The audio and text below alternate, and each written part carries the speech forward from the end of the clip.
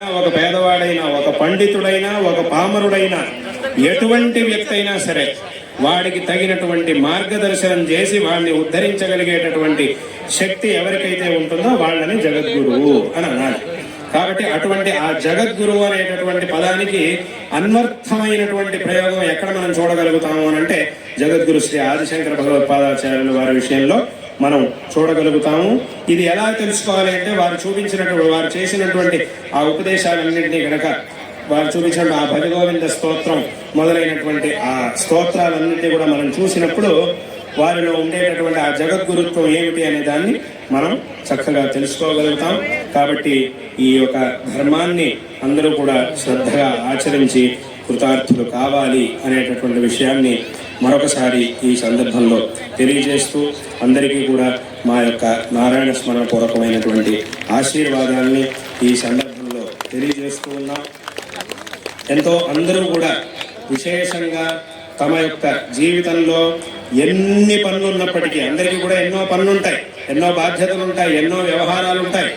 అవి ఏ ఉన్నా కూడా ప్రతిరోజు ఈ ధర్మాచరణ కోసం కొంత సమయాన్ని కేటాయించాలి, దీన్ని చక్కగా ఆచరించాలి, కృతార్థులు కావాలి. ఎందుకంటే ఇవాటి రోజున నేను ఇందాక చెప్పినట్టుగా ఈ ఒక ధర్మాన్ని చక్కగా కాపాడుకోవాల్సినటువంటి బాధ్యత, పరిస్థితి అన్ని చోట్ల ఉన్నది.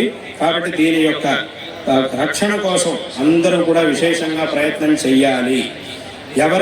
అందరిలోనూ ఒక విశేషమైనటువంటి ఆత్మాభిమానం అనేది జాగృతం కావాలి. ఇది మా ధర్మం, దీన్ని మేము చక్కగా ఆచరిస్తాము, దీన్ని ఎవరైనా ఏమన్నా అంటే మేము సహించేది లేదు, తప్పకుండా దీన్ని మేము శ్రద్ధగా ఆచరిస్తాము, దీన్ని కాపాడుకుంటాము అనేటటువంటి ఆ దృఢమైన సంకల్పాన్ని అందరూ కూడా ఇవాటి రోజున ఆ సమస్త జగత్తుకి తల్లిదండ్రులైనటువంటి ఆ పార్వతీ పరమేశ్వరుల యొక్క సన్నిధిలో ఒక ప్రతిజ్ఞగా అందరూ కూడా ఇవాటి రోజున ఇక్కడ చేసి ఆ ప్రతిజ్ఞను నిరంతరం మేము ఆచరిస్తాము అనేటటువంటి ఆ దృఢమైన సంకల్పంతో ఇక్కడి నుంచి అందరూ కూడా మళ్ళీ మీ ఇళ్లకు వెళ్ళాలి. అందరి తరపున స్వామివారికి మనస్ఫూర్తిగా పాదాభివందనాన్ని తెలియజేసుకుంటున్నాం.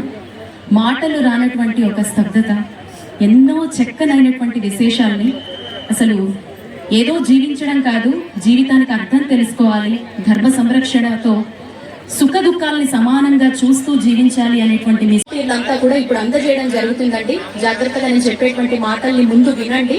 ఆ తర్వాత ఆ పత్రంలో ఉన్నటువంటి గళ్ళలో ఒకవైపు రామనామాన్ని, ఇంకొక వైపు శివనామాన్ని రాయాల్సి ఉంటుంది. శ్రీ విజయానంద స్వామి వారి పుష్పమాలలతో అపవిత్ర పవిత్రో వా సర్వావస్థాంగతోపి వా యస్మరే శ్యామవేషానాం సమాఖ్యాప్యందరశ్రీః. ఓం హాం ఆత్మతత్వాయ నమః స్వాహ. ఓం హ్రీం విద్యాతత్వాయ నమః స్వాహ. ఓం హోం శివతత్వాయ నమః స్వాహ. ఓం హాం శాంతిగణాయే నమః. ఓం హాం శాంతిగణాయే నమః. ఓం హాం విద్యాగణాయే నమః. ఓం హాం గణపతి సచ్చిదానంద స్వామీజీ అనుగ్రహ కర శ్రీ శ్రీ శ్రీ బాలదత్త విజయానంద స్వామి అనుగ్రహ కర. ఓం నమః శివాయ. హర నమః పార్వతీ పతయే.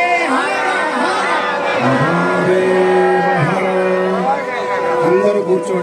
శ్రీ దత్త విజయానంద స్వామి వారిని తిరుమల తిరుపతి దేవస్థానం చైర్మన్, టీవీ5 హిందూ ధర్మం ఛానల్స్ అధినేత శ్రీ బిఆర్ నాయుడు గారు పుష్పగుచ్చాలతో సత్కరించడం జరిగింది.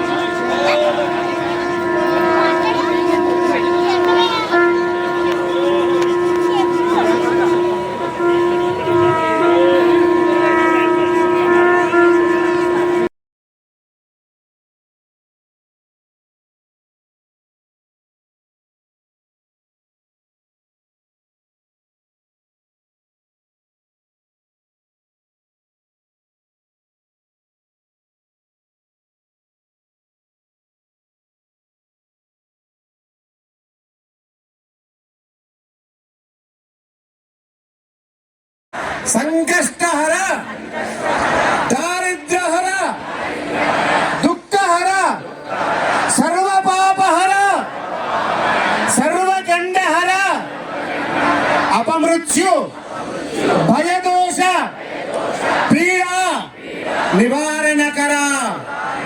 ఓం నమః శివాయ. ఏదో పులి చర్మాన్ని ధరిస్తాడు, లేకపోతే స్వామివారు శ్మశానంలోనే సంచరిస్తారు. అలంకార ఈశ్వరుడుగా చూసేటువంటి క్షణం ఈ క్షణమేనేమో. అబ్బా, స్వామివారు అలంకారంలో ఇంత అద్భుతంగా కనిపిస్తారా? కళ్యాణ పరమేశ్వరుడిగా చూస్తే స్వామివారి రూపం ఇలా ఉంటుందా? ఎంతని వర్ణించాలి, ఏమని వర్ణించాలి? క్రియలు మొదలు కాబోతున్నాయి. దాన్ని కనులారా వీక్షించేటువంటి అదృష్టం మన రాజమహేంద్రవరం వాసులకు రావడం నిజంగా ఏ జన్మలో చేసుకున్నటువంటి పుణ్యమో. హర హర శంకర శివ శివ శంకర. వారి మనస్సులో ఉండేటువంటి కష్టం అంతా ఈరోజు తొలగిపోయింది ఈ అభిషేకం చూడటంతో అని మాకు అనిపిస్తోంది. అవునా కాదా? ఉజ్జయినిలో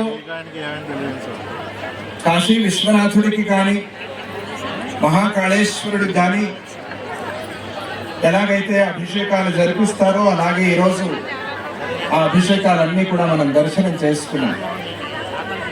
యశివో నామ రూపాభ్యాం యాదేవి సర్వమంగళ తయో సంస్మరణాత్ పుంసాం సర్వతో జయమంగళం. ఆయన పేరే శివుడు. ఆయన మనం ఆచరిస్తూ ఇతరుల ధర్మాన్ని గౌరవిస్తూ నీ ధర్మాన్ని నువ్వు పూజించు. పూజ్య స్వామీజీ వారు ఎప్పుడు చెప్తారు, నీ ధర్మాన్ని నువ్వు పూజించు, ఇతరుల ధర్మాన్ని గౌరవించు. ఎవరిని నువ్వు ద్వేషించాల్సిన పనుల, కానీ అలాగని చెప్పి నీ ధర్మాన్ని నువ్వు మర్చిపోకూడదు. అది చాలా ముఖ్యమైనది. అందువల్ల ఈరోజు ధర్మ ప్రధానమైన కార్యక్రమం ఇది. కేవలం భక్తి ప్రధానమైనది మాత్రమే కాదు, ధర్మ ప్రధానమైన కార్యక్రమం. భక్తి మనం ఇంట్లో పెట్టుకోవచ్చు, దేవాలయంలో వెళ్ళొచ్చు. ధర్మంగా మనం అందరం కలవాలి, ధర్మం కోసం కలవాలి, ధర్మం కోసం బతకాలి. ధర్మం కోసమే స్వామి నీకు సమస్తము అర్పణము అనే ఒక భావనతో ఉండాలి. ధర్మం అనేది ఆచరించినప్పుడే, మాటల్లో ధర్మం కాదు, ఆచరణలో ధర్మం అంటేనే ధర్మం. 4 కాళ్ల మీద ధర్మం ఉండాలి అని స్వామి అట్లా నడుచుకుంటూ వచ్చారు. ఇప్పుడు మనం చూసాం, వేదికకి స్వామివారు వచ్చారు. ఆ స్వామివారికి కొద్దిసేపట్లో కళ్యాణం ప్రారంభమవుతుంది. తిరుమల తిరుపతి దేవస్థానంలో బిఆర్ నాయుడు గారు చైర్మన్గా కూడా బాధ్యతలు స్వీకరించడం మాకు చాలా సంతోషం. అందరూ కూడా చాలా ఆనందిస్తూ ఉన్నారు. శివకేశవుల అభేదం, వెంకటేశ్వర అని స్వామిలో పేరులోనే ఈశ్వర ఉంది కదా. వారు అక్కడ బాధ్యతలు స్వీకరిస్తూ వెంటనే ఇక్కడ శివ కళ్యాణాన్ని జరిపిస్తూ ఉండటం, వారి అనేక సంవత్సరాలకు పూర్వం భక్తులందరూ కూడా మా గురువుల సన్నిధికి వచ్చి ప్రార్థించారు. మేమెప్పుడూ కూడా నిరంతరం చేస్తూ ఉండడానికి ఒక మంత్రాన్ని అందరూ కూడా తమరు మాకు ఉపదేశించాలి అని చాలామంది భక్తులు మా గురువుల యొక్క సన్నిధికి వచ్చి ప్రార్థించారు. అప్పుడు నీకందరికీ కూడా అనుగ్రహించాలి అని ఈ సందర్భంగా ఆ శివయ్యని ప్రార్థన చేస్తూ మన శ్రీరామ్ శర్మ గారు ఇప్పటివరకు చాలా చక్కగా జరిపించారు. ఎప్పటి నుంచో ఈ కార్యక్రమానికి పిలుస్తున్నారు. ఇప్పుడు ఆ స్వామి రప్పించుకున్నారు. ఈ కార్యక్రమానికి వచ్చి చాలా సంతోషమైంది. ఇక మనమంతా ఎదురు చూస్తూ ఉన్న ముహూర్తం, కళ్యాణ ముహూర్తం. ఆ కళ్యాణాన్ని ప్రారంభించి జరిపి